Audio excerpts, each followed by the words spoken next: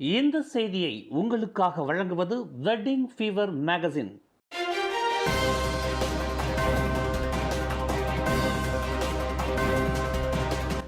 வணக்கம். திசைகளின் 10 மணி செய்திகள். மாதந்தோறும் டீசலுக்கு தலா 200 வெள்ளி உதவித்தொகை, 1 லட்சம் விண்ணப்பங்கள் அங்கீகாரம். டீசல் விலை உயர்த்தப்பட்டதை தொடர்ந்து பாதிக்கப்பட்டுள்ள இலக்குக்கு உரிய மக்களுக்கு மாதந்தோறும் தலா 200 வெள்ளி உதவித்தொகையை வழங்குவதற்கு பூடி மடானி திட்டத்தின் கீழ் இதுவரையில் 1 லட்சம் விண்ணப்பங்கள் அங்கீகரிக்கப்பட்டுள்ளதாக நிதி அமைச்சு அறிவித்துள்ளது. அரசாங்கத்தின் இந்த பூடி மடானி உதவித்தொகை தங்கள் வாகனங்களுக்கு டீசல் எண்ணெயை பயன்படுத்தும் தனிநபர்கள், விவசாயிகள், குடியானவர்கள் உட்பட இலக்குக்கு உரிய மக்களுக்கு வழங்கப்படும் என்று இரண்டாவது நிதி அமைச்சர் டத்தோஸ்ரீ அமீர் ஹம்சா அசீசான் தெரிவித்துள்ளார். தீபகற்ப மலேசியாவில் டீசல் வாகனங்களை பயன்படுத்தும் சுமார் 3 லட்சம் பேர் மாதந்தோறும் தலா 200 வெள்ளி உதவித்தொகையை பெறுவதற்கு தகுதி பெற்றுள்ளனர் என்று அவர் குறிப்பிட்டுள்ளார். டீசல் விலை உயர்வினால் இலக்குக்கு உரிய மக்கள் பாதிக்கப்பட்டுவிடக்கூடாது என்பதற்காக இந்த மாதாந்திர உதவித்தொகை ஏற்படுத்தப்பட்டுள்ளது. முதல் கட்டமாக சுமார் 30,000 பேர் கடந்த ஜூன் 10ஆம் தேதி முதல் தங்களுக்கான 200 வெள்ளி உதவித்தொகையை பெற்றுள்ளனர் என்று டத்தோஸ்ரீ அமீர் ஹம்சா மேலும் விவரித்தார். பர்சாத்து கட்சியிலிருந்து நீக்கப்பட்டவர்கள் சட்டமன்ற உறுப்பினராகவோ அல்லது நாடாளுமன்ற உறுப்பினராகவோ தொடர்ந்து பதவி வகிக்க முடியாது என்பதை கிளந்தான் சட்டமன்றம் எடுத்துள்ள முடிவு தெளிவாக பிரதிபலிக்கிறது என்று பர்சாத்து கட்சியின் தலைவர் தான்சே முஹிடின் யாசின் தெரிவித்தார்.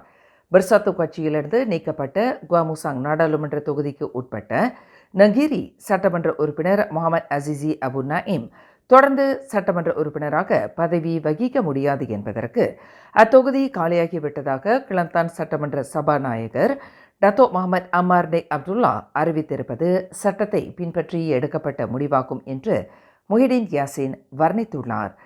கிளந்தான் மாநில அரசாங்கம் எடுத்துள்ள இந்த முடிவை தொடர்ந்து பர்சாத்து கட்சியின் உறுப்பினர் தகுதியிலிருந்து நீக்கப்பட்டுள்ள முகமது அசிசி அபு நயீம் நாடாளுமன்ற உறுப்பினராக இருக்கும் குவாமுசாங் தொகுதி உட்பட 6 நாடாளுமன்ற உறுப்பினர்களின் நிலை பெரும் கேள்விக்குறியாக மாறியுள்ளது. இவர்கள் அனைவரும் பிரதமர் டத்தோஸ்ரீ அன்வார் இப்ராஹிமை ஆதரிப்பதாக அறிவித்தவர்கள் ஆவர். கிளாந்தான் கோத்தபாருவையும் ஸ்லாங்கூர் கோம்பாக்கையும் இணைக்கும் கிழக்கு கரையோர ரயில் பாதை நிர்மாணிப்பு திட்டமான ECRLின் ஒருங்கிணைக்கப்பட்ட ரயில் டெர்மினல் நிலையத்தின் கட்டுமான பணி அடிக்கல் நாட்டு விழா இன்று நடைபெற்றது. ஸ்லாங்கூர் கோம்பாக்கில் நடைபெற்ற இவ்விழாவில் பிரதமர் டத்தோஸ்ரீ அன்வார் இப்ராஹிமும் மலேசியாவிற்கு வருகை புரிந்துள்ள சீன நாட்டு பிரதமர் லீ கியாங்கும் கலந்து கொண்டனர். இந்த மாபெரும் திட்டத்தில் மலேசியாவிற்கும் சீனாவிற்கும் இடையிலான இருதரப்பு ஒத்துழைப்பை நிரூபிப்பதற்காக வரலாற்று பூர்வமான இந்நிகழ்வில் இரு நாட்டு தலைவர்களும் கலந்து கொண்டனர். உலகில் மிக நீளமான படிக்கல் உருவாகும் பகுதியான கோம்பா ஸ்லாங்கூர் குவார்ட்ஸ் ரீச் விளிம்பில் 8.73 ஹெக்டேர் நிலப்பரப்பில் அமையவிருக்கும் கோம்பா ECRL ஒருங்கிணைந்த டெர்மினல் நிலையம் தற்போது உள்ள கோம்பா LRT நிலையத்துடன் இணைக்கப்பட்டுள்ளது. கோம்பா LRT ரயில் நிலையம் கிளானஜோயா LRT வழித்தடத்துடன் ஒருங்கிணைக்கப்பட்டுள்ளது. கட்டுமான பணி தொடங்கப்பட்டுள்ள கோம்பா ECRL டெர்மினல் நிலையம் வரும் 2026ஆம் ஆண்டு கட்டி முடிக்கப்படும் என்று எதிர்பார்க்கப்படுகிறது. முட்டை விலை 3 காசு குறைக்கப்பட்டாலும் 55 விழுக்காடு ஏற்றம் கண்டுள்ள டீசல் விலைக்கு ஈடு செய்ய இயலாது என்று மசிசா தெரிவித்துள்ளது. அரசாங்கத்தின் நிறைய கொள்கைகள் விரிவாக பரிசீலிக்கப்படாமலேயே அமல்படுத்தப்படுகின்றன. இதன் காரணமாக அதன் விளைவை மக்கள் சுமக்க வேண்டிய நிர்பந்தத்திற்கு ஆளாகின்றனர் என்று மசிசா உதவி தலைவர் வி ஜெக்சங் தெரிவித்தார். இதுபோன்ற செயல்களினால் வாழ்க்கை செலவினம் உயர்வு கண்டு மக்கள் பெரும் நெருக்குதலுக்கு உந்தப்படுகின்றனர். இதன் விளைவு பொருளாதார வளர்ச்சிக்கு முட்டுக்கட்டையாக வாங்கும் சக்தியும் குறைகிறது என்று வி ஜெக்சங் குறிப்பிட்டுள்ளார். மலேசியாவிற்கு வருகை மேற்கொண்டுள்ள சீன நாட்டு பிரதமர் லீ கியாங் மரியாதை நிமித்தமாக மாமன்னர் சுல்தான் இப்ராஹிமை இன்று ஈசான நகராவில் சந்தித்தார். பிற்பகல் 3:30 மணியளவில் நடைபெற்ற இச்சந்திப்பின் போது மலேசியாவிற்கான சீன நாட்டு தூதர் ஓ யுவாங் யூஜிங் மற்றும் சீன நாட்டு பேராளர் குழுவினர் உடன் இருந்தனர். மலேசிய வெளியுறவு அமைச்சர் டத்தோஸ்ரீ முகமது ஹசான், போக்குவரத்து அமைச்சர் ஆந்தனி ராவ் உட்பட முக்கிய அமைச்சர்களும் இச்சந்திப்பில் பங்கேற்றனர். எரிபொருள் வாராந்திர விலை நிர்ணயிப்பில் பெட்ரோல் விலையில் எந்த மாற்றமும் இல்லை. டீசல் விலை 2வது வாரமாக நிலைநிறுத்தப்பட்டுள்ளது. பெட்ரோல் $95, பெட்ரோல் $97 மற்றும் டீசல் விலை லிட்டருக்கு முறையே $2.05 $3.47 $3.35 நிலைநிறுத்தப்பட்டுள்ளதாக நிதி அமைச்சு ஓர் அறிக்கையில் தெரிவித்துள்ளது. கொலகங்சா நகராண்மை கழகத்தின் தொழிலாளர் இயக்கத்தின் சுங்கைசிப்போர்ட் கிளை ஏற்பாட்டில் தந்தையர் தின விழா கடந்த ஞாயிற்றுக்கிழமை சுங்கைசிப்போர்ட் பாங்மோன் உணவக மண்டபத்தில் வெகு சிறப்பாக நடைபெற்றது. இயக்கத்தின் ஆலோசகர் நடராஜன் தலைமையில் நடைபெற்ற தந்தையர் தின விழாவில் சுங்கைசிப்போர்ட் சுற்றுவட்டாரத்தைச் சேர்ந்த சுமார் 500 பேர் கலந்து கொண்டதுடன் நிகழ்விற்கு முன்னாள் துணை அமைச்சர் தான்சி KVS சிறப்பு வருகை புரிந்தார். நிகழ்விற்கு முத்தாய்ப்பு வைக்கும் வகையில் 50 தந்தையர்கள் ஒரே நேரத்தில் 50 மேஜைகளில் தந்தையர் தின அணிச்சலை வெட்டி விழா நாயகர்கள் என்ற முறையில் தந்தையர்களுக்கு சிறப்பு சேர்க்கப்பட்டது. ஆடல் பாடல் இசை நிகழ்வுகளுடன் நடைபெற்ற தந்தையர் தின விழாவில் சுங்கைசிப்போர்ட் பெருந்தகை அமுசு ஏகாம்பரம் சிறந்த தந்தையாக தேர்வு செய்யப்பட்டு சிறப்பு செய்யப்பட்டதுடன் சுற்று வட்டாரத்தைச் சேர்ந்த சிறந்த தந்தையர்களுக்கும் உரிய கௌரவிப்பு வழங்கப்பட்டது. நிகழ்விற்கு சிறப்பு வருகை புரிந்த தான்சி KVS கூறுகையில், அரசியலுக்கு வராமலேயே ஒரு அரசு சாரா இயக்கமான NGO மூலமாக மக்களுக்கு சேவையாற்ற முடியும் என்பதற்கு கொலகங்சார் நகராண்மை கழகத்தின் தொழிலாளர் இயக்கத்தின் சுங்கைசிப்போர்ட் கிளை ஓர் முன்னுதாரணம் என்று புகழாரம் சூட்டினார்.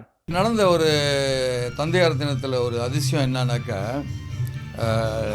இந்த பிரசாத்வான் இந்த நிகழ்ச்சியை செய்யும்போது தலைவர்கள்லாம் அவங்க பணத்தையும் போட்டிருக்காங்க. அதே வேளையில் மக்களை கூப்பிட்டு வரவழைச்சி மக்களையும் கொஞ்சம் பணத்தை கொடுக்க சொல்கிறாங்க. அதாவது ஓகே, ஒரு ஆளுக்கு ஒரு மேட்சை வாங்குங்க அப்படின்னு விற்கும் போது இங்கே உள்ள சுங்கைசிப்போர்ட் மக்களை பார்த்தா ஒரு பெரிய அதிர்ச்சி தான் எனக்கு. எந்த பிரச்சனையும் இல்லாமல், எந்த சிந்தனை இல்லாமல் உடனே அவங்களும் எல்லாம் மேதையை வாங்கி இன்றைக்கி பாருங்கள், இடம் கூடயும் 10ல் 2 ஹாலில் வைக்கிறாங்க. ஒரு ஹால் வந்து மேடைக்கு முன்னுக்கு இருக்குது, ஒரு ஹால் பின்னால் இருக்குது. அந்த அளவுக்கு வெளியே மேஜை போட்டு வைக்க வேண்டிய சூழ்நிலை. இந்த மாதிரி ஒரு ஆதரவு கொடுக்குற ஒரு இடம் நான் சுங்கைசிப்போர்ட்டில் தான் முதலாக பார்க்குறேன். இந்த ஆதரவு இந்த மாதிரி தலைவர்களுக்கு எந்த நிகழ்ச்சி செய்யும் போதும் இருந்துச்சுனாக்க வருங்காலத்தில் நம்ம சமுதாயத்தை முன்னுக்கு கொண்டு வரதுக்கும் சமுதாயத்தை ஒற்றுமையாக்குறதுக்கும் நல்ல ஒரு வாய்ப்பாக இருக்கும். தந்தையர் தினம் என்பது ஓர் உணர்வுபூர்வமான நாளாகும். அன்றைய நாளில் சுங்கைசிப்போர்ட் வட்டாரத்தில் உள்ள சிறந்த தந்தையர்களை கௌரவிக்கும் நோக்கில் ஆண்டுதோறும் இவ்விழா நடத்தப்பட்டு வருவதாக இயக்கத்தின் ஆலோசகர் நடராஜன் தெரிவித்தார். இந்த நிகழ்வில் நமது AMS ஏகாம்பரம் பிள்ளை அவர்களுக்கு சிறப்பு செய்யப்பட்டது மற்றும் சுற்று வட்டாரத்தில் உள்ள சிறந்த தந்தையர்களுக்கும் இங்கே சிறப்பு செய்யப்பட்டது. இது ஆண்டுதோறும் நாங்கள் இந்த நிகழ்வினை நடத்தி கொண்டு இருக்கின்றோம். இவ்வியக்கத்தின் ஆலோசகர் நடராஜனின் சீரிய முயற்சியில் நடத்தப்பட்ட இவ்விழா சுங்கைசிப்போர்ட்டை பொறுத்தவரையில் மிகச் சிறப்பான நிகழ்வாகும் என்று இவ்விழாவில் சிறந்த தந்தையராக தேர்வு செய்யப்பட்ட அமுசு ஏகாம்பரம் புகழாரம் சூட்டினார். இந்த மாதிரி நிகழ்வுகள் நாடு தழுவிய அளவிலே நடந்திருந்தாலும் கூட என்னுடைய சேவையை கருதியும் என்னுடைய குடும்பத்தின் சூழ்நிலையில் மிகச் சிறப்பான இந்த ஒரு நிகழ்வு நடத்தி கொடுத்ததற்காக என்னுடைய குடும்பத்தின் சார்பாகவும் என்னுடைய வாழ்த்துக்களை வணக்கம் தெரிவித்துக் கொள்கிறேன். நன்றி, வணக்கம். SPM தேர்வில் சிறந்த அடைவு நிலையை பெற்ற இயக்கத்தைச் சேர்ந்த மாரியப்பனின் புதல்விக்கு சிறு அன்பளிப்பு தொகை வழங்கப்பட்டது. தவிர சுங்கைசிப்போர்ட்டைச் சேர்ந்த மாற்றுத்திறனாளிகள் மற்றும் வசதி குறைந்தவர்களுக்கு அன்பளிப்பு பைகளும் இயக்கத்தின் சார்பில் வழங்கி உதவி நல்கப்பட்டது. ஊழியர்களுக்கு மோட்டார் சைக்கிள் வாங்குவதற்கு முன்பண உதவியான பைக் 1000 திட்டத்திற்கான 2ஆம் கட்ட விண்ணப்பம் எதிர்வரும் ஜூன் 30 வரை திறந்திருக்கும். சாங்கூர் குடிமக்களுக்கான சிறப்பு திட்டத்திற்கான படிவத்தை மாநில அரசு நிர்வாக கட்டிடத்தின் 5வது மாடியில் உள்ள ஸ்லாங்கூர் ஊழியர் திறன் மேம்பாட்டு பிரிவான UPPS அலுவலகத்தில் பெறலாம். விண்ணப்பதாரர்கள் பரிந்துரைக்கப்பட்ட நிபந்தனைகளை நிறைவு செய்ய வேண்டும். அவை 18 வயது மற்றும் அதற்கு மேற்பட்டவர்களாகவும் செல்லுபடியாகும் மோட்டார் சைக்கிள் உரிமம் கொண்டவராகவும் மற்றும் கடன் குறிப்பு தகவல் அமைப்பு மையமான CCRIS தடுப்பு பட்டியலில் சேர்க்கப்படாதவராகவும் இருக்க வேண்டும் என்று ஸ்லாங்கூர் ஆட்சிக்குழு உறுப்பினர் V. பாப்பாராய்டு கூறினார். அனைத்து விண்ணப்பங்களும் விண்ணப்பதாரரின் அடையாள அட்டையின் நகல், உத்தரவாதாரரின் அடையாள அட்டையின் நகல், வங்கி அறிக்கையின் நகல், மோட்டார் சைக்கிள் உரிமத்தின் நகல் மற்றும் சமீபத்திய சம்பளச் சீட்டு நகல் ஆகியவற்றுடன் இருக்க வேண்டும். பூர்த்தி செய்யப்பட்ட விண்ணப்ப படிவத்தை வரும் ஜூன் 30ஆம் தேதிக்கு முன் மாநில அரசு நிர்வாக கட்டிடத்தில் உள்ள UPPS அலுவலகத்தில் சமர்ப்பிக்க வேண்டும் என்று பப்பாராய்டு கேட்டுக்கொண்டார். கிளாந்தான் குவாமுசாங் நாடாளுமன்ற தொகுதிக்கு உட்பட்ட நொகேரி சட்டமன்ற உறுப்பினர் அசிசி அபு நயீம் தாம் உறுப்பினராக அங்கம் வகித்த பிர்சாத்து கட்சியிலிருந்து நீக்கப்பட்டதை தொடர்ந்து அத்தொகுதியில் இடைத்தேர்தல் நடத்தப்படுவதற்கு தேர்தல் ஆணையமான SPR தயாராகி வருகிறது. அசிசி அபு நயீம் நீக்கத்தை தொடர்ந்து நொகேரி சட்டமன்ற தொகுதி காலியாகிவிட்டதாக கிளந்தான் சட்டமன்ற சபாநாயகர் முகமது அமார் நிக் அப்துல்லா இன்று அறிவித்துள்ளார். அத்தொகுதியில் 60 நாட்களுக்குள் இடைத்தேர்தல் நடத்தப்பட வேண்டிய அவசியத்தையும் அவர் வலியுறுத்தியுள்ளார். இதனைத் தொடர்ந்து அத்தொகுதியில் இடைத்தேர்தல் நடத்தப்படுவதற்கான தேதியை நிர்ணயிப்பதற்கு வரும் ஜூன் 28ஆம் தேதி தேர்தல் ஆணையத்தின் சிறப்பு கூட்டம் நடைபெறவிருப்பதாக அதன் செயலாளர் இன்ட்ரா இக்மல் ருடேன் அறிவித்துள்ளார். மலாக்காவில் உள்ள எண்ணெய் நிலையம் ஒன்று அரசாங்க உதவித்தொகைக்குரிய பெட்ரோல் ரான் 95 எண்ணெயை அண்டை நாடு ஒன்றின் பதிவு எண்ணை கொண்டுள்ள வாகனத்திற்கு விற்பனை செய்த குற்றத்திற்காக விசாரணை அறிக்கை திறக்கப்பட்டுள்ளதாக உள்நாட்டு வாணிபம் மற்றும் வாழ்க்கை செலவின அமைச்சு அறிவித்துள்ளது. கடந்த ஞாயிற்றுக்கிழமை மலாக்கா மஸ்ஜித் தானாவில் உள்ள ஒரு எண்ணெய் நிலையத்தில் அண்டை நாட்டு பதிவு எண்ணை கொண்ட டொயோட்டா பிரியோஸ் வாகனத்திற்கு உதவித்தொகைக்குரிய பெட்ரோல் ரான் 95 ரக எண்ணெய் நிரப்பப்பட்ட சம்பவம் தொடர்பான வீடியோ காணொளி ஒன்று சமூக வலைத்தளங்களில் வைரலானது. இதனைத் தொடர்ந்து மலேசிய மக்களுக்கு சலுகை விலையில் விற்க வேண்டிய பெட்ரோல் ரான் 95 எண்ணெய் அந்நியருக்கு விற்பனை செய்த குற்றத்திற்காக விசாரணை அறிக்கை திறக்கப்பட்டுள்ளதாக மேற்கண்ட அமைச்சின் மலாக்கா மாநில இயக்குனர் நுரைனா ஜஃபார் தெரிவித்தார். அந்த எண்ணெய் நிலைய உரிமையாளர் குற்றவாளி என்று உறுதி செய்யப்பட்டால் அவருக்கு 10 லட்சம் வெள்ளி அபராதம் விதிக்கப்படும் என்று அவர் குறிப்பிட்டுள்ளார். தனது வீட்டின் முன்புறம் பிரதான சாலையில் பள்ளி வேன் ஒன்றினால் மோதப்பட்ட 5 வயது பாலர் பள்ளி மாணவி ஒருவர் பரிதாபமாக உயிரிழந்தார். இச்சம்பவம் இன்று காலை 11:35 மணியளவில் ஜோஹோர் பண்டாஸ்ரீ ஆலம் ஜலன் சூர்யா சாலையில் நிகழ்ந்தது. பள்ளி வேன் ஓட்டுநரான 50 வயது பெண் பாலர் பள்ளி முடிந்து தனது வேனில் 5 வயது சிறுமியையும் அவரின் 6 வயது அண்ணனையும் வீட்டின் முன்புறம் வேனிலிருந்து கீழே இறக்கிவிட்டுள்ளார். வேனின் பின்புறத்தில் 6 வயது சிறுவன் நடப்பதைக் கண்ட அந்த வேன் ஓட்டுநர் தனது அண்ணனை பின்தொடர்ந்து அந்த 5 வயது சிறுமியும் செல்கிறார் என்று நினைத்து வேனை செலுத்த தொடங்கினார். அப்போது ஏதோ ஒரு பொருள் முட்டுவதைப் போல் உணர்ந்த வேன் ஓட்டுநர் கீழே இறங்கி பார்த்தபோது அந்த சிறுமி இரத்த வெள்ளத்தில் கிடப்பதைக் கண்டு அதிர்ச்சி உற்றதாக ஸ்ரீ அலா மாவட்ட போலீஸ் தலைவர் முகமது சுஹைமி ஈஷா தெரிவித்தார். கடந்த திங்கட்கிழமை ஜோஹோர் கோத்தாதிங்கி சனாய் டேசாரோ நெடுஞ்சாலையில் மற்ற வாகன ஓட்டிகளுக்கு அச்சுறுத்தலை ஏற்படுத்தும் வகையில் மிக அபாயகரமாக டொயோட்டா கேம்ரி வாகனத்தை செலுத்திய ஆடவர் போதைப்பொருள் உட்கொண்டிருப்பது உறுதி செய்யப்பட்டுள்ளது. உள்ளூரைச் சேர்ந்த 53 வயதுடைய அந்த வாகனமோட்டி இன்று காலை 8:30 மணி அளவில் கோத்தாதிங்கி மாவட்ட போலீஸ் நிலையத்தின் போக்குவரத்து பிரிவுக்கு அழைக்கப்பட்டு கைது செய்யப்பட்டதாக மாவட்ட போலீஸ் தலைவர் ஹுசேன் ஜமோரா தெரிவித்தார். மேலும் செய்திகளை தெரிந்து கொள்ள கீழே இருக்கும் பெல் பட்டனை அழுத்துங்கள்.